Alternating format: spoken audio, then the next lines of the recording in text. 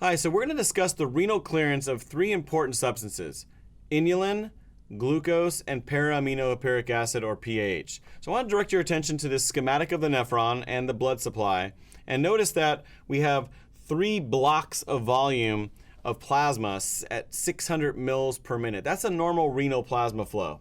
And notice that there are 10 molecules of inulin, glucose, and PAH in those blocks of volume. So they're all at the same concentration. And we have here, as the volume comes in, we know that there's glomerular filtration. Normal filtration fraction is about 20%. So 1/5 of 600 is 120. So 120 mils of plasma is being filtered per minute. And notice that the concentrations of these substances, 2 molecules in 120 mils, is the same concentration that was coming in. And that's what we would expect from substances that are freely filtered, right? There's no restriction of them getting across. Concentration is the same. Now, what's going to be different is how these substances are handled by the kidney. So we have 480 mils over here. That was the leftover volume. And we know that a lot of water gets reabsorbed in the kidney, over 99%. So the 480 mils is going to be restored to almost 600 mils, okay, minus the little bit of urinary volume. And that 600 mils is important to look at. That's over here in the renal vein, because we want to look for, are there any amount of plasma that's been had that substance removed from it, okay? And that'll tell us about the clearance. So let's start with inulin, and we can see inulin comes in. There's 2 inulin molecules that come over across the glomerular capillary in the 120 mils. There's 8 in the 480 mils. And then when we have the volume coming back, right, the water is being reabsorbed, inulin is not coming back because inulin is not reabsorbed. Also, inulin's not secreted as well. That's not metabolized. It's not handled by the kidney in any way. So the 2 molecules that were filtered must be equal to the amount that's coming out in the kidney and the urine. And those 2 molecules you see are down there in that smaller volume of urine. It's at a higher concentration because I pulled a lot of water out, but the amount is the same. So if I was going to work out the math for this, you can see that the urinary concentration of inulin times the urinary flow rate, that's the amount of inulin, those are those 2 molecules there, that must be equal to the 2 molecules there that got filtered. Now, how do we represent that? Well, that's going to be equal to the plasma concentration of inulin times the GFR. So that's plasma inulin times the glomerular filtration rate. Now, remember, an amount is a concentration times the volume, and that's exactly what we've done here. It's the concentration of the urine times the urinary flow rate, concentration of the plasma times the glomerular filtration rate. And so the products here are going to be an amount, and that amount in this example is going to be those 2 molecules there. So 2 equals 2. Now, if I divide both sides by the plasma inulin concentration, remember that that's the relationship for the clearance, right? UV over P. So that's the clearance of inulin, and that's going to be equal to the GFR. So again, what does this mean? This means that the glomerular filtration rate, the volume of plasma that's coming across the glomerular capillaries, in this case is 120 mils, that volume was cleared of inulin. And we see that right here in this example. There's no inulin in that 120 mil block of volume, okay? And it is true that the clearance of inulin is equal to the GFR, okay? Now, what about other substances? Let's take a look at glucose next. So we see glucose over here, these X's, again in the same concentration as inulin was. I had 2 glucose molecules come across, same as inulin, same concentration right there in Bowman's space. It's freely filtered. I have 8 glucose molecules in this 480 mils, okay? Now the difference here is that glucose is 100% reabsorbed under normal conditions. Under normal plasma concentrations, all of the glucose that was filtered gets reabsorbed. Now this happens in the proximal tubule. There are co-transporters that do this. The predominant one that does most of the reabsorption is the sodium glucose co-transporter type 2, okay? And those 2 molecules right there, they're going to come across and come back. So those two X's there are going to come back and restore the 10 that came in through renal plasma flow. So I have 10 here, I have 10 there, but how much is in the urine? I have 0 in the urine. Okay? So let's write out the mathematical expression of this. We have U glucose V dot. And what's that equal to? Well, that's equal to 0, isn't it?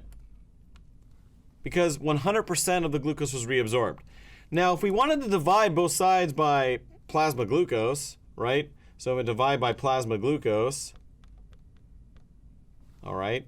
Well, that's going to be equal to the clearance of glucose, but that's equal to 0, okay? So the clearance of glucose under normal conditions is 0. And you can see that right over here. There is no volume that is missing glucose. It's all there. So no plasma was cleared of glucose. So that explains glucose under normal conditions. Later, we're going to discuss what happens when that transporter gets saturated. It's kind of interesting what happens to the clearance of glucose under those conditions. But in this example, we're just looking at normal plasma glucose, and we should expect 0 glucose in the urine. Now finally, let's take a look at PAH. So there's a triangles there. Again, same concentration, 10 molecules in 600 mils, comes in, filtered, 120 mils of plasma per minute. I have 2 PAH molecules, so it's the same concentration as the plasma. It's freely filtered. And now the difference here is that the PAH is secreted. Okay, so it's transported as well, but it's transported in the different direction. It's transported from the plasma into the tubular fluid.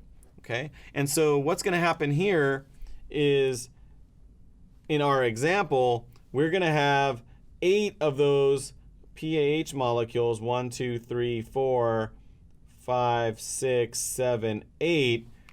They're all going to go and get secreted. This happens in the proximal tubule. There's some transporters there. They're also saturable, by the way. So we're talking about a normal plasma level of PAH that's not going to saturate the transporters. And so all of that pH gets secreted. And look what I have here. In the urine, I have those 10 that came in. It's very concentrated again because the urine volume is much smaller than the volume that came in because I reabsorbed all that water. And look over here in the renal vein, there's 0. So how much plasma was cleared of PAH? Well, look at this volume. It's 600 mils approximately. That is what came in through renal plasma flow. Isn't that interesting? So let's take a look at how we would represent this. So I have the urinary concentration of PAH times the urinary flow rate, okay? And what's that going to be equal to? Well, those 10 molecules, what are they equal to? They're equal to the 10 molecules that came in there through entry into the kidney. So how would I represent that? Well, I would take the plasma PAH and multiply it by the renal plasma flow. That product would be equal to what was coming in to the kidney. Okay? Now, if I divide both sides by the plasma pH, remember the UV over P relationship is, by definition, the clearance. I have the clearance of PAH is equal to the renal plasma flow. And that is true. There is one little caveat here, and we don't need to illustrate it on our cartoon, but I'll just tell you that not all of the blood that goes to the kidney actually goes to parts of the nephron where you can actually secrete PAH. There are some small places in the kidney that don't get that opportunity, and so sometimes what is used here is effective renal plasma flow.